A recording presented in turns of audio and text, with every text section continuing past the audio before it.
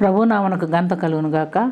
యోబు గ్రంథము 24వ అధ్యాయము 9వ వాక్యం మనం చదువుకుంటున్నాం. తండ్రి లేని పిల్లలను రొమ్ము నుండి లాగువారు కలరు, వారు దరిద్రుల యొద్ద తాకట్టు పుచ్చుకుందురు. లోకంలో దేవుడు లేనటువంటి మనుషుల జీవితాలను గురించి యోబు భక్తుడు మాట్లాడుతున్నటువంటి మాటలు మనం ఇక్కడ గమనిస్తున్నాం. వారు దరిద్రులను కనికరించకుండా తండ్రి లేని పిల్లలు వారిని తల్లి రొమ్ములో నుంచి లాగివేసేవారు కలరని దేవుని వాక్యంలో ఇక్కడ మనం గమనిస్తున్నాం. కానీ దేవుడు ద్వితీయోపదేశ ఖండం 15వ అధ్యాయం 11వ వాక్యంలో ఏం చెప్పి ఉన్నాడంటే, పరదేశికైనను విధవరాలికైనను సహాయం చేయవలెనని దేవుడు ఖచ్చితంగా చెప్పి ఉన్నాడు. ద్వితీయోపదేశ ఖండం 27:19లో పరదేశికే కానీ తండ్రి లేని వారికే కానీ నీవు న్యాయ తీర్పు తీర్చువాడు అన్యాయ తీర్పు తీర్చువాడు శాపగ్రస్తుడని చెప్పుచున్నట్టు చూస్తున్నాం. తండ్రి లేని వారిని విధవరాలని పరదేశులను బాధ పెట్టకూడదు అని జకరియా గ్రంథం 7వ అధ్యాయం 10వ వాక్యంలో చెప్పబడి ఉన్నది. ఎందుకంటే దేవుడు విధవరాలికి న్యాయకర్తగాను తండ్రి లేని వారికి తండ్రిగాను ఉంటానని కీర్తనలు 68:5లో వాగ్దానము చేయబడి ఉన్నారు.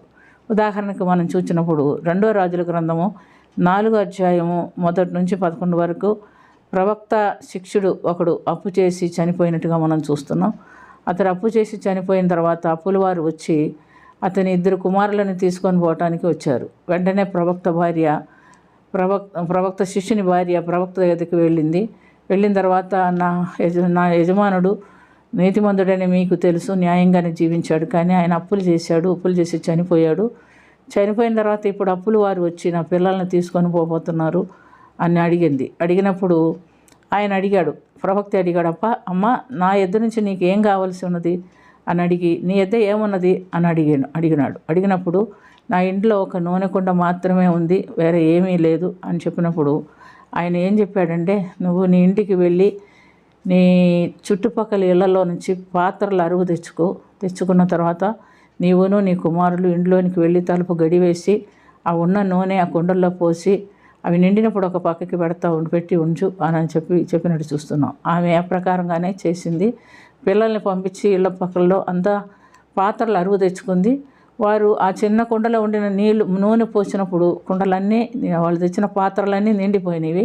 అవి ఒక పక్కకి పెట్టేసి ఆమె తలుపు తీసి ప్రవక్త దగ్గరికి వెళ్ళి అన్ని పాత్రలు నిండిపోయినవి అని ప్రవక్తతో చెప్పినప్పుడు ప్రవక్త ఏమన్నాడంటే, నువ్వు ఆ నూనె అమ్ముకొని నీ అప్పులు తీర్చుకో, మిగతా నూనెతో వ్యాపారం చేసుకొని నువ్వు నీ కుమారులు బ్రతుకు అని చెప్పినట్టుగా చూస్తున్నాం. కాబట్టి ప్రవక్త ఆమెను తిట్టక, లేదా నాకేం సంబంధము, నీ భర్త చేస్తే నువ్వు తీర్చుకో అని చెప్పక దేవుని సహాయంతో ఆమెకి సహాయం చూపిస్తున్నట్టుగా మనం చూస్తున్నాం. ఆమె కూడా మనుషులు ఎదుగుపోయి, అయ్యో నా భర్త ఇట్ట చేశాడు, మేము ఇట్టయిపోయామని ఏడవక, దిగులు పడక, దుఃఖపడక నేరుగా దేవుని దగ్గరికే వెళ్ళింది. కాబట్టి దేవుడు ఆమెకి పరిష్కారము చూపించింది.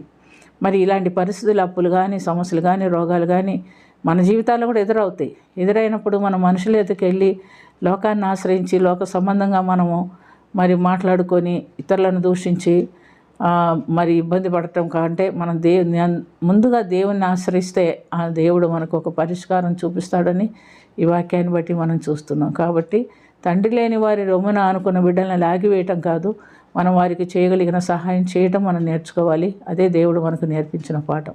ఆ విధంగా చేయనట్టుగా మనం ప్రార్థన చేసుకుందాం.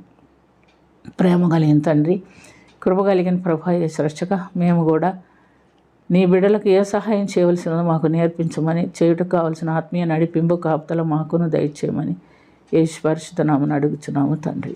ఆమేన్.